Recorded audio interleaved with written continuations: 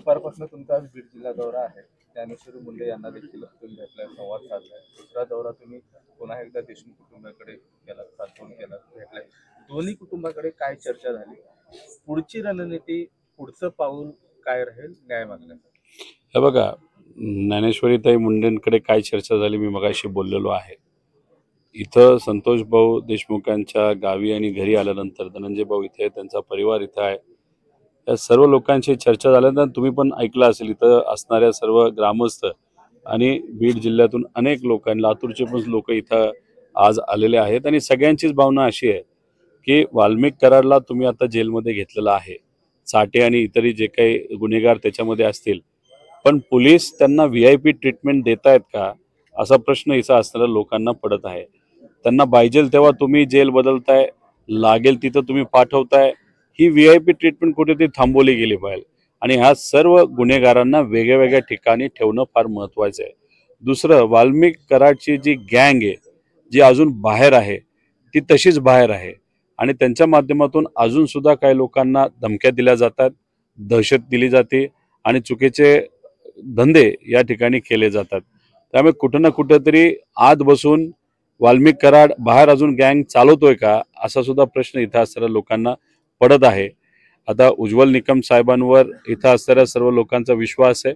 अतिशय चांगली व्यक्तिमत्व आहेत आणि उज्ज्वल निकम साहेब आतापर्यंत चांगल्या पद्धतीने लढल्यामुळे सगळ्यांचा त्यांच्यावर विश्वास आहे.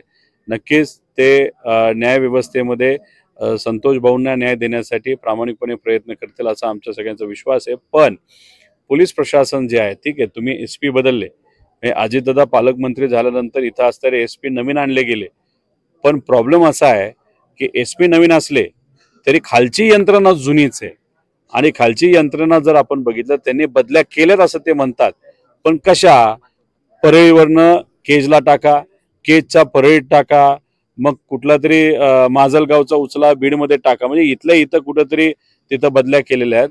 त्याच्यात आपण जर बघितलं तर असे अनेक लोक आहेत जे खालच्या लेवलला, म्हणजे कॉन्स्टेबल लेवलपासून PI लेवलपर्यंत ते वाल्मिक कराड बरोबर त्यांनी काम केलेलं आहे. त्यांची कुठं ना कुठेतरी दहशत आहे आणि अजून सुद्धा समजा केजमध्ये एखाद्या व्यक्तीला ट्रान्सफर केला असेल, तो परळीमध्ये फोन करतो, परळीमध्ये जर ट्रान्सफर केला असेल तो इथे केजमध्ये फोन करतो. मग अशा पद्धतीने जी यंत्रणा पाळायला पाहिजे या केसमध्ये, ती कुठं त्या ठिकाणी पळत नाही, न्याय देत नाही, अशी सगळ्यांची भूमिका आहे. पण इथे सर्व लोकांचं मत हेच आहे की याच्यामध्ये जर गडबड झाली, याच्यामध्ये संतोष भाऊंना न्याय मिळाला नाही आणि सत्तेचा वापर करून तिथं जर पुरावे नाहीतर इतर काही गोष्टी नष्ट केल्या, नाहीतर बदलाबदली केली, तर इथं असणारे लोक शांत बसणार नाही. आणि मी एक तुम्हाला सांगतो, इथली लोक सोडा, महाराष्ट्र शांत बसणार नाही.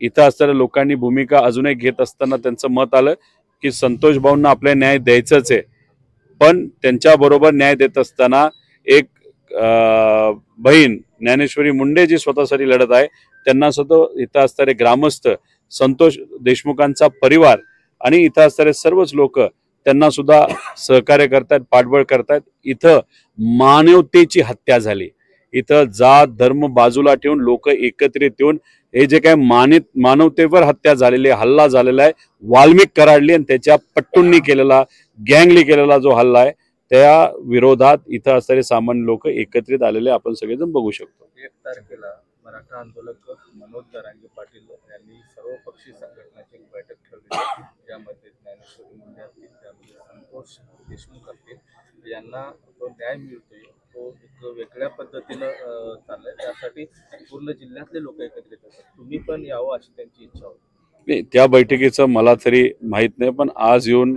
या सर्व सामाजिक कार्यकर्त्यांशी मी बोललोय. संदीप भैया या भागातलं प्रतिनिधित्व तिथं करतात आणि त्याच्याचबरोबर जिल्हा अध्यक्षांपासून अनेक इथं साठेभाऊ आहेत, आमच्या महिला पदाधिकारी, सर्व लोक इथं आहेत, लातूरचे पदाधिकारी आलेत, हे सर्वजण यांच्याबरोबर आहेत. जिथं कुठं लागेल तिथं सुप्रियाताई पवार साहेब स्वतः लक्ष देऊन, खासदार साहेब स्वतः दोन्ही विषयामध्ये लक्ष देऊन आहेत. त्यामुळे सगळेच लोक आज या लोकांबरोबर एकत्रित आहे. फक्त लोकांची अजून एक भावना एवढीच आहे की हे 2 प्रकरणं पुढे आली, लोक लढत आहेत, पण असे शेकडो प्रकरणं आहेत जी आजपर्यंत दाबली गेली. तिथे असणारे लोक सुद्धा येत्या काळामध्ये पुढे येतील आणि त्यांना सुद्धा न्याय द्यायची भूमिका आहे असणाऱ्या लोकांची आहे. थँक्यू.